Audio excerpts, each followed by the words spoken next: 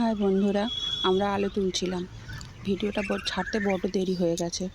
ঝড় বৃষ্টি আসার আগেই আমরা সব আলুগুলো তুলে নিয়েছিলাম 2-3 দিন ধরে।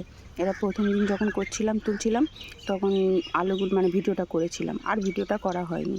যাই হোক, আমি আলুর গাছগুলো ওবড়াচ্ছিলাম। আমার বর কোদাল দিয়ে আলুর মাটিগুলো সরিয়ে দিচ্ছিল, আমি আলুগুলো কোড়াচ্ছিলাম। পরে আমার শাশুড়ি দাঁড়িয়েছিল। এখানে অন্য গাছ ছিল আগে, আলু, ওলকপি, ফুলকপি এগুলো ছিল, কচু গাছও ছিল। সেই জায়গাটায় পরে শেষ হয়ে যেতে ভালো করে পরিষ্কার করে ওখানে পেঁয়াজ গাছ বসানো হয়েছে। যাই হোক, এই দেখুন আলু কি সুন্দর হয়েছে। আলু গাছ ওগানোর সময় আলুগুলো কিছু বেরিয়েও গেছে। আলু কোড়াচ্ছিলাম আর দেখে মনে হচ্ছিল যেন সোনা কোড়াচ্ছি।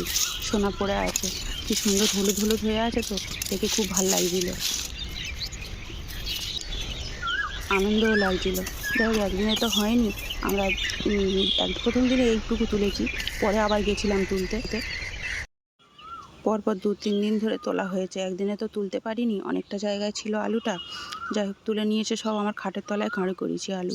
আর এগুলো সেই কচু তুলে রেখেছিলাম, কচুগুলো সব গাছ বেরিয়ে গেছে, ফের আবার বসাতে হবে। এদিকে এই আমার খাটের তলায় রয়েছে, পাশে বারান্দায় আরেকটা তক্তপোষের তলায় আলুগুলো ফের আবার রেখেছি। আরও অনেকটা আলু তো, পাশে রসুনও রেখেছি। আর রেখেছি বাথরুমের এক সাইডে একটু জায়গা ছিল, অল্প করে উঁচু করে রাখা হয়েছে। আলু অনেক পচেও যাবে, কিন্তু কি করব, অনেক লোককে দিয়েছি, এরপর আর কাকে দেবো বুঝতে পারছি না। যাই পারে হোক, এই দেখো বাথরুমে রেখেছি, একটুখানি জায়গার মধ্যে কত উঁচু করে রাখা হয়েছে। জুতোর বাক্স পড়ে গেছে, উপরে জুতো রাখা ছিল, তাকে বাক্স পড়ে গেছে।